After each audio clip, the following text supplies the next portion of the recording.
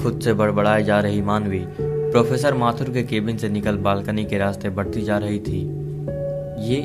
ये हो क्या रहा है मेरे साथ? दादी की बातें कहीं सचमुच सही तो नहीं निकलने? मैं क्यों नहीं समझ पाई? मगर दादी से क्या कहूँ? प्यार का तो भी मुझे खुद पता नहीं, ऊपर से ये शादी। हे भगवान, इनकी तैयारियां देखकर डर लग रहा है। क्या सचमुच मैं युग के लिए सही हूँ? मानवी खुद से बड़बड़ाई जा रही थी। क्या युग मेरे लिए सही है? हजारों सवालों के साथ मानवी प्रोफेसर माथुर के कमरे से तो निकल चुकी थी, लेकिन अपने मन में चल रहे सवालों से बाहर नहीं निकल पा रही थी। और अब जब वो सोचते सोचते हॉस्टल तक पहुंच गई तो भी उसे जवाब कुछ नहीं मिला सिवाय उलझनों के। जहां मानवी के लिए आज की सुबह भारी थी, वही युग के लिए अपने घर वापस जाना।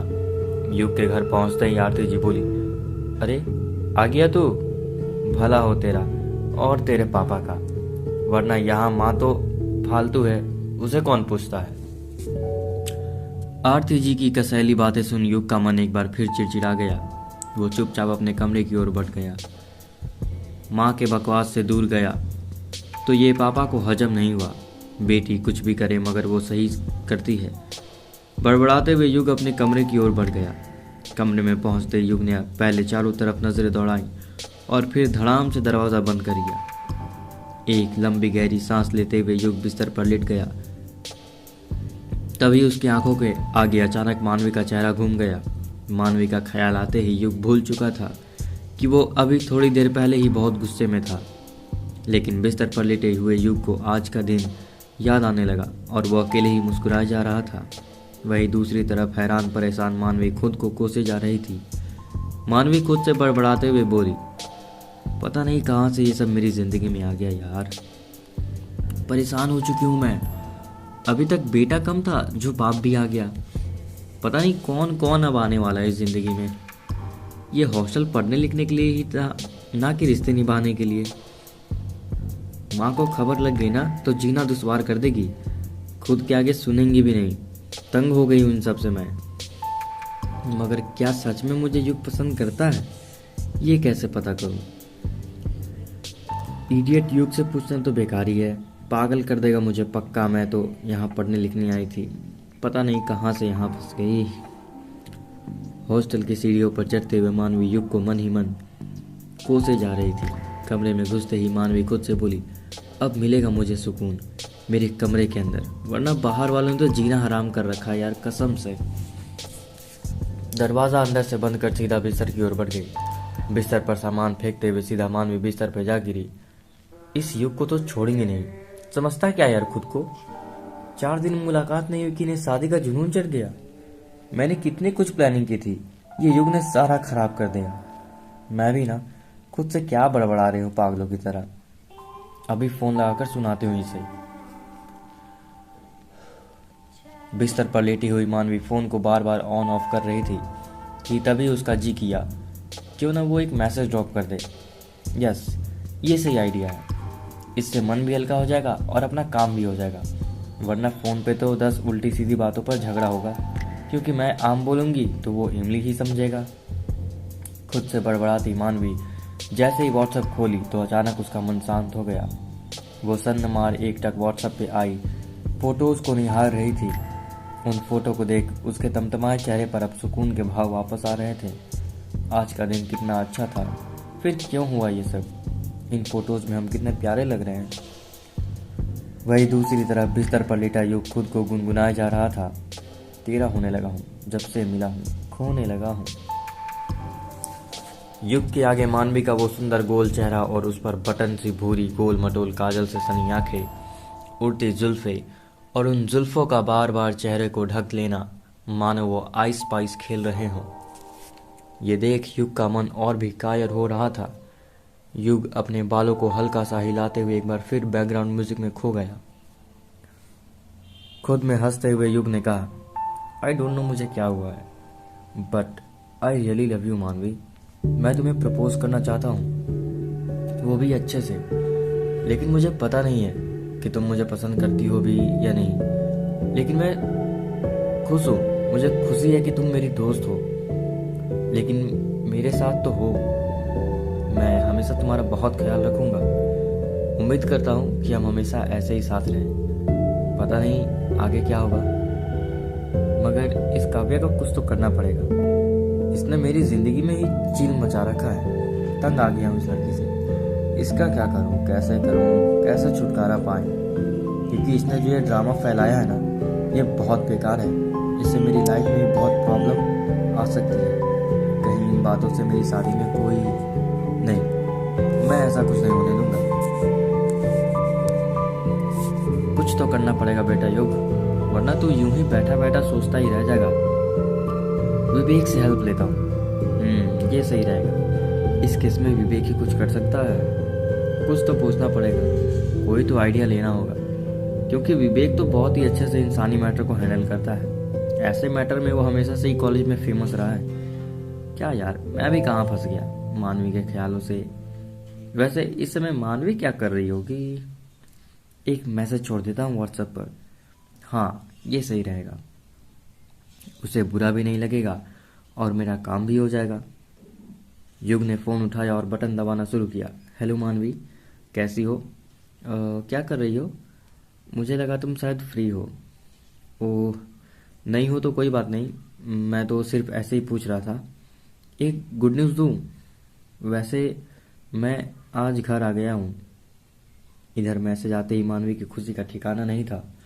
वो पढ़ना शुरू की और फिर रिप्लाई करना। हेलो युग, मैं अच्छी हूँ, मगर लोग मुझे सुकून से रहने नहीं देना चाहते हैं।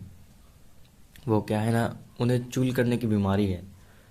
अब अचानक ही मानवी का गुस्सा एक बार फिर लौट रहा था, क्योंकि उसे युग सामने मिल गया था, बिस्तर पर लेटकर योजना बना रही। कैसे इन लोगों को सबक सिखाऊं जिन्होंने मेरा जीना मुश्किल कर रखा है। फ्री? ये क्या होता है? फ्री तो मैं तब थी जब तुम मेरी जिंदगी में तमाशा नहीं कर रहे थे। बड़े स्मार्ट हो, सारा काम खुद करो, फिर दोषी भी दूसरों को ठहरा दो, है ना? ये अच्छा आइडिया है। तो मिस्टर युग, कान खोल कर सुन लो, आंखें अच्छे से धोकर पढ़ लो। मुझे शादी नहीं करनी। इतना लिखकर मानवी ने जैसे मैसेज फॉरवर्ड किया, युग और भी बौखला गया और वो सीधा बिस्तर पर उठ बैठा। क्या लिखी हो? हेलो युग, मैं अच्छी हूँ। मैंने कब इसे शादी के लिए कहा? मैं तो साला अभी सिर्फ प्यार की हामी भरमाने में नाकाम हूँ। ये शादी वाला मैटर कराया था कौन फैला दिया? साला ये विवेक तो नहीं किया है, उसे तो निपट ही लूंगा, मगर इससे क्यों नहीं कहा? तो ये यही सोचेगी मैंने कहा होगा। पहले इसे सच्चाई बता दूं। पता नहीं क्यों ये सारे ग्रह मेरे पर सवार हो रखे हैं यार। युग ने बड़बड़ाते हुए लिखना शुरू किया। यार मानवी, मैंने कब शादी की बात की? मेरे अंदर तुम्हें जी भर देखने की हिम्मत तो होती नहीं। मैं भला शादी कैसे? यार पहले प्यार करूंगा तब तो शादी होगी। ओह, फिर से नया मेलोड्रामा?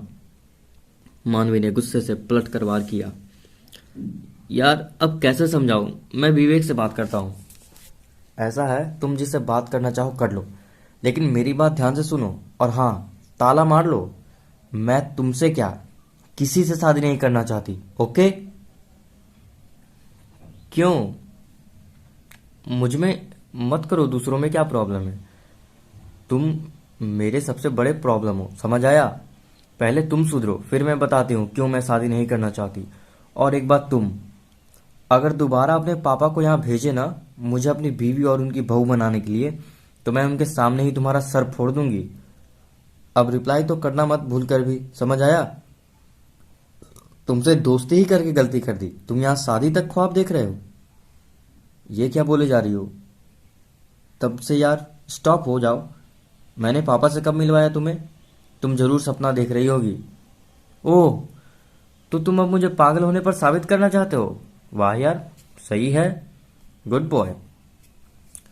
ये पापा कहाँ से आ गए इस मैटर में? कुछ समझ नहीं आ रहा। एक बार पापा से ही बात करता हूँ।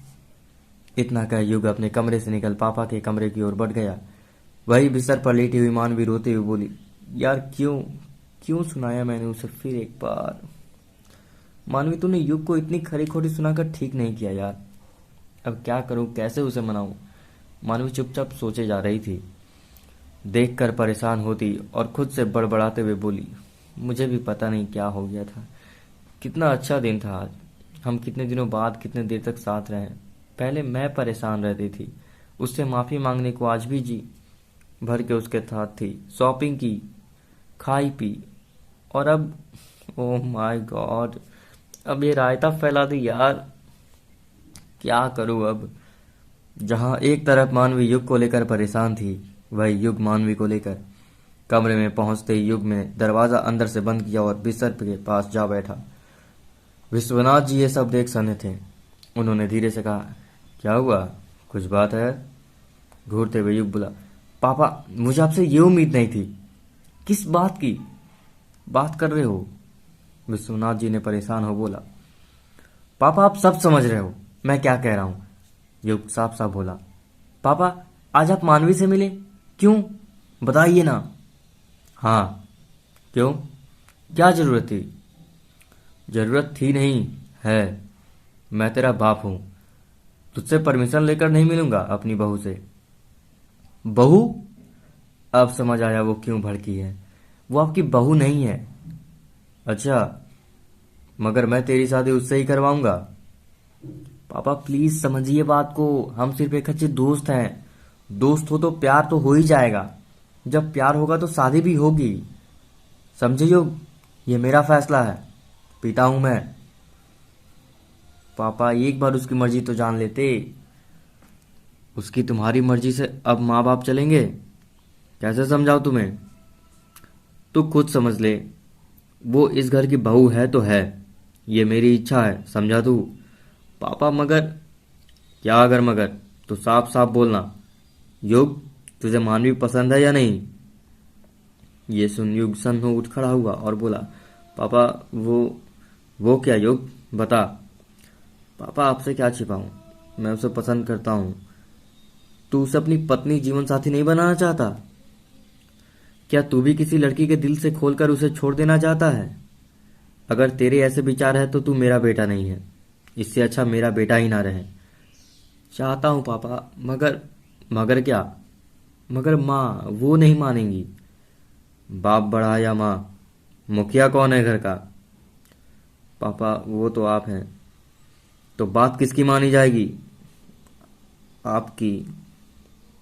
तो बस तू बस उसका ख्याल रख, बाकी मैं। अब जा यहाँ से। मैं तेरे साथ सदा हूँ, मुझे पता है तो उसके साथ खुश है, और वो अच्छी लड़की है युग, बहुत हंसमुख है, सुंदर, सुशील, संस्कारी। और एक बात युग, तू उसे कभी तकलीफ नहीं देगा, वचन दे मुझे। पापा नहीं युग, मैं किसी की बेटी का मजाक नहीं बनाना चाहता, उसे दर्द नहीं देना चाहता। वो बहुत ही कोमल है भीतर से, जैसा नारियल बाहर से सख्त है और अंदर से नरम होता है। और तू क्या परेशान है जब तेरा पापा ही तेरे साथ है? तुझे पसंद है ये अच्छे है, वरना मैं इसी से तेरी शादी करवाता। जब मैंने पहली बार इसे देखा था तभी ये सोच लिया था। अच्छा अब जा, आराम करने दे मुझे। विश्वनाथ जी की बात सुन युग चुपचाप कमरे से निकल अपने कमरे की ओर बढ़ गया। भले ही उसके दर्द अब कम हो गए थे, लेकिन उसे अब अच्छा महसूस हो रहा था। रात के अगले पहर घड़ी में 12 बज रहे थे। बिस्तर पर बैठी हुई मानवी चुपचाप फोन को एक टिक निहारे जा रही थी। तभी फोन की घंटी बजी। फोन पर कनक जी का नाम फ्लैश हो रहा था। इतनी रात दादी का कॉल, क्यों, सब ठीक तो है? ये सोच मानवी फोन को उठाते हुए बोली, हेलो। हाँ दादी। कनक जी, बेटी कैसी है तू? तुझे तो याद ही नहीं आती हम लोगों की। कनक जी ने एक बार फिर शिकायती लहजे में कहा तो मानवी ने गुस्से में कहा, क्या दादी, जब देखो तब एक ही चीज कहती रहती हो, ये क्या तरीका है? तंग आ गई हूं, समझ नहीं आता कि कैसे सबको समझाऊं, हद हो चुकी है यार। अरे अरे अरे, क्या हो गया तुझे रे? हमने ऐसा क्या कह दिया? हमने तो सिर्फ इतना कहा कि तू तो फोन करके याद तक नहीं करती, अब इसमें हमने क्या गलत कह दिया? अब मन की बातें भी कहना गलत है? मानवी, आप सब तो सही कहते हैं, बेवकूफ तो मैं हूं, गलत तो सिर्फ मैं कहती हूं और मैं करती हूं। क्यों? क्योंकि मैं तो बच्ची हूं ना। दादी, अच्छा, तू तो झगड़ा करने के मूड में है। कनक जी ने लंबी गहरी सांस लेते हुए कहा। मानवी वापस से बिल्ली की तरह वार करते बोली, चुप करिए ना। दादी, मेरी लाडो, किसने मूड खराब कर दिया तेरा? मानवी, अब क्या बताओ दादी, दादी बताना। मानवी, दादी आज युग के पापा कॉलेज आए थे और उन्होंने मुझे शादी का प्रपोजल दिया है। अपनी बहू बनाना चाहते हैं वो मुझे। दादी, ओह, तो बात यहाँ तक आ गई। तूने क्या कहा? मानवी, उन्हें कहाँ कुछ कह पाई, पहली मुलाकात थी, ऊपर से प्रोफेसर के केबिन में, मगर युग को जी भर कर सुनाई। दादी, इतना तेवर खराब है बेटी? मानवी, दादी प्लीज यार समझो बात को। माँ कहाँ है? दादी, हाँ भाई, मुझ जैसे जर्जर सामान से भला कौन बात करना पसंद करेगा। लो भाई उषा, तुम्हारी बेटी ने फोन किया है, बात कर लो, उसका भी जी हल्का हो जाएगा। इतना कहते ही कनक जी ने फोन उषा जी की तरफ बढ़ा दिया। मानवी सर पकड़कर बैठ गई और बोली, ये भगवान, इन लोगों को कौन समझाए। अभी जो बोला मेरे साथ चल रही है, उस बला को इन्हें कौन बताया था। ना जाने कितने टोटके के उपाय बताना शुरू कर देंगी। लेकिन अब तो कहना ही पड़ेगा। अगर नहीं कहे ना तो भी मुसीबत है। कल को कल माँ कहेगी कि तू ही कुछ ही की होगी, मुझे तो फोन पर कुछ बताया भी नहीं। इतना सोचते हुए मानवी बिना कुछ सोचे बोली, हेलो माँ, सुनो, मुझे तुमसे कुछ कहना है। उषा जी, हाँ बेटा बोलो। मानवी, वो मैं कह रही थी कि आज ना। उषा जी, क्या आज ना? तू तो एक बार भी हम लोगों को फोन नहीं करती। देख, मैं तुझसे बहुत नाराज हूँ और तेरी एक नहीं सुनने वाली। अगर तूने एक बार भी आगे बकवास की तो बहुत बुरा होगा। अगर तुझे बात करनी है तो सिर्फ और सिर्फ अपने माँ के बारे में, अपने पापा के बारे में, अपने दादी के बारे में, इतने बारे में बात कर, और कोई बात नहीं सुनने वाली मैं। मानवी, लेकिन मेरी सुन तो लो, मैं कहना क्या चाहती हूँ। उषा जी, कुछ नहीं सुनना, तू चुप कर।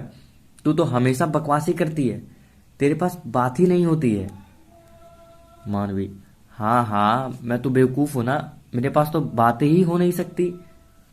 उषा जी, हाँ बिल्कुल। मानवी, माँ सही कहा आपने।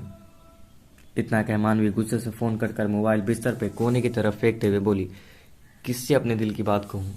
एक तरफ वो पागल युग और उसका पिता, दूसरी तरफ मेरा पूरा खानदान। किसी को मेरी बात ही नहीं सुननी है। साला सबको मैं ही पागल देखती हूँ। तमाशा हो गया है जिंदगी का। बेटा जो भी है, अगर तूने पढ़ने में ध्यान नहीं लगाया ना तो पता चलेगा कि तेरा ये अलग से कमरा लेना भी बेकार हो जाएगा। और फिर क्या, वही माँ के ताने, वही दादी के ताने और वही पापा को बोलना, मेरा पैसा तूने खराब कर दिया। कोई ये तो नहीं कहेगा कि हाँ, उस लड़के कमबख्त ने हमारी लड़की का दिल खराब कर दिया। हे ईश्वर, लेकिन मैं अपनी बात कहूँ किससे, ये तो मुझे अभी तक समझ में नहीं आ रहा। इतना सोचते ही मोबाइल का रिंगटोन बज उठा। रिंग युग का था। अब इसे क्या चुल मच रखी है यार। फोन को उठाते हुए मानवी ने चिल्लाते हुए कहा, क्या है, नाक में दम कर रखा है तुमने? अब क्यों फोन किया? कभी तुम्हारे पापा आते हैं, कभी तुम्हारी मम्मी आती है, कभी तुम आते हो। पता नहीं तुम मेरा जीना क्यों हराम कर रखे हो। समझ में नहीं आता मैंने पढ़ने निकले आई हूं कि ना कि तुम्हारे साथ शादी रचाने। अगर आज के बाद फोन किया ना तो मैं पुलिस कंप्लेन कर दूंगी, फिर निपट लेना। ये बात अपने भेजे में अच्छे से डाल लो। मैं ऐसी वैसी लड़की नहीं हूं जिसको तुम इतना परेशान कर रहे हो। अंदर करवा दूंगी तुम्हें। युग, मानवी, अरे रुको तो, मैं तुम्हें कुछ कह रहा हूं। और कैसी शादी, किसकी शादी? मैंने तो कुछ नहीं कहा। मानवी, हाँ हाँ, तुम कभी कहते ही कहा हो। कहती तो सिर्फ मैं हूं। बोले भी ना और कहो भी सब कुछ। तुम अपनी मम्मी से ये सब सीखते हो क्या? क्योंकि बचपन की टीचर तो वही है ना। युग, मानवी मेरी बात सुनो। मानवी, चुप करो। अगर तुमने एक बार भी और कुछ बोला ना तो पक्का फोन में घुसकर मारूंगी। युग, अगर तुम्हें इतना बुरा लगता है मेरा फोन तो मैं बात ही नहीं करूंगा। युग ने सीरियस होते हुए कहा। मानवी, हाँ तुम मत करो, यही एहसान कर दो मुझ पे। वैसे भी तुमसे होगा नहीं। कौन सा ये है कि सब कहे मेरे ऊपर एहसान लगा दोगे। रख दोगे तो बेहतर ही होगा मेरी जिंदगी में। शादी नहीं करनी मुझे, मैं यहाँ पढ़ने आई हूँ, ना कि शादी रचाने। और हाँ, अगर करना भी रहा तो तुमसे तो बिल्कुल नहीं करूंगी। तुम्हारे जैसे 50 लड़के मेरे पीछे घूम रहे हैं। युग, अरे यार बस करो ना। तुम मुझसे इरिटेट क्यों हो रही हो? मैं तो तुमसे कुछ कहा भी नहीं। मैं तुमसे भग यार। मानवी, वाह, तुम शादी की बात भी कर दिए और कह रहे हो नहीं किया। कल को तुम ये मत कहना कि मैं तो अपने बच्चों का नाम भी सोच लिया हूं और वो भी तुम्हारे पापा कहने आ जाए। मानवी ने गुस्से से कहा और फोन बिस्तर पर पटक वापस से लेट गई। एक लंबी गहरी सांस लेते हुए बोली, काम डाउन मानवी, काम डाउन। ये युग ना तेरा बीपी हाई लो कर देगा। कितना शातिर है यार ये युग। देखो कैसे कह रहा है कि इसे कुछ पता ही नहीं है। वही युग बिस्तर पकड़कर बोला, पता नहीं इस लड़के को क्या हो गया है। अचानक से क्या हुआ इसे। मैंने कब इसे शादी की बात कर ली। ये सब तो पापा का रायता है। उनके चक्कर में मेरा जीना हराम कर दिया। अब मुझे रात क्या दिन में भी नींद नहीं आएगी। अब क्या होगा आगे। क्या मानवी और युग के बीच समझौता होगा। क्या मानवी शादी करने के लिए तैयार होगी। ये सुनने के लिए जानते रहिए इस स्टोरी को। धन्यवाद।